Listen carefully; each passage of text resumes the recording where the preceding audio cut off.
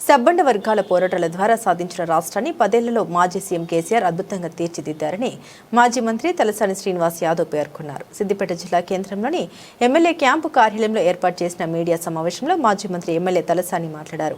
మాజీ సీఎం కేసీఆర్ ప్రవేశపెట్టిన సంక్షేమ పథకాలను ఐక్యరాజ్య సమితి ప్రశంసించిందని ఆయన గుర్తు చేశారు.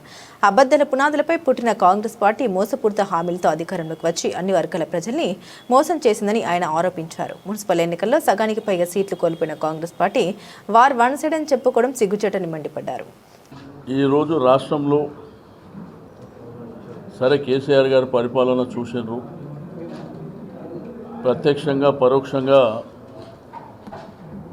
10 సంవత్సరాల పరిపాలనలో ఎన్నో అద్భుతాలు జరిగినాయి. తెలంగాణ రాష్ట్రం సాధించుకోవడమే ఒక ప్రధానమైనటువంటి ఘట్టం. 1969 నుంచి అనేకమైనటువంటి పోరాటాలు చేసినప్పటికీ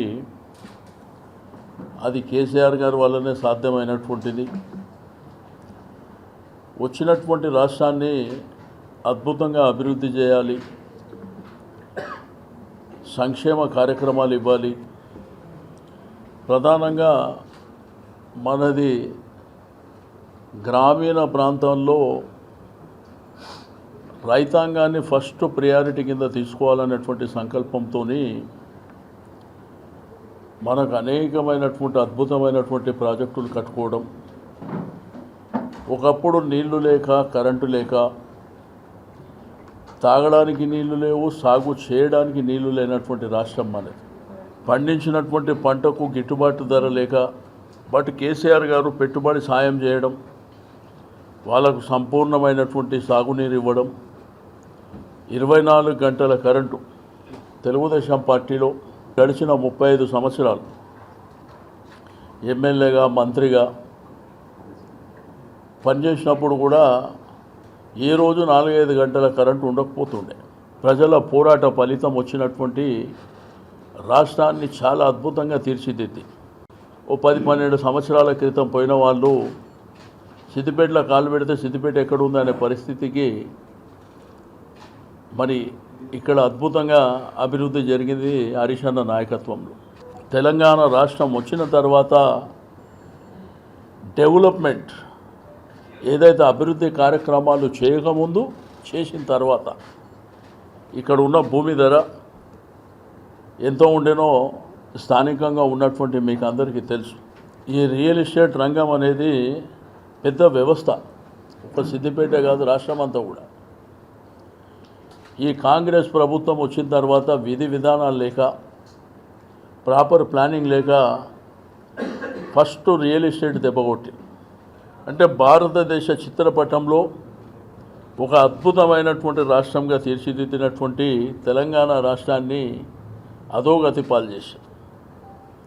మీరు ఏ రంగం తీసుకున్నా కానీ కేసీఆర్ గారు పెట్టుబడి సాయం ఏదైతే రైతు బంధు అని పెడితే ఐక్యరాజ్య సమితి అప్రిషియేట్ చేసింది.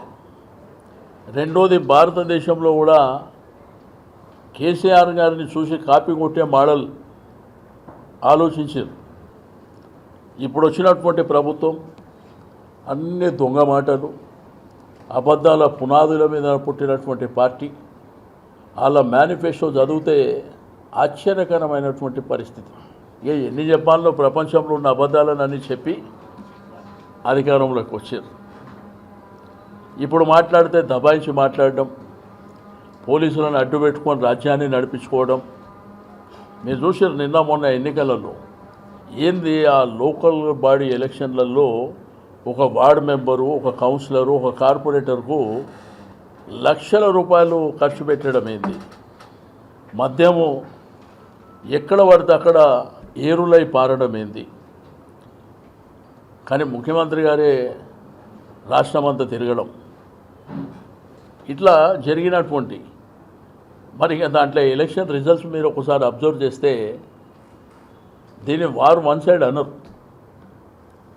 గుటిలో మెల్ల మా కార్యకర్తలు, మా నాయకులు నిరంతరమైనటువంటి పోరాటం, ప్రజా పోరాటాలు చేసి నిన్న ఎలక్షన్లో నిలబడి ధైర్యంగా గెలిచారు. ఎక్కడన్నా మాట్లాడితే ఇష్టం ఉన్న బూతు మాటలు తప్ప ఎక్కడనో ఈ ప్రాజెక్టు మేము కట్టినాం, మాట్లాడితే ప్రజాపాలన అని మాట్లాడుతురే తప్ప వాళ్ళు ఏం చేసిరో చెప్పాలి. ఆర్టీసీ బస్సు మహిళలకు ఫ్రీ చేశారు, కానీ మగవాళ్ళకు డబల్ రేటు పెట్టారు. విద్యార్థులకు బస్ పాసు మరి పెంచేశారు. మరి అదేం ఫ్రీ బస్సు మరి అర్థం కానటువంటి క్వశ్చన్ అది. కాబట్టి ఇవన్నీ జరుగుతున్నాయి.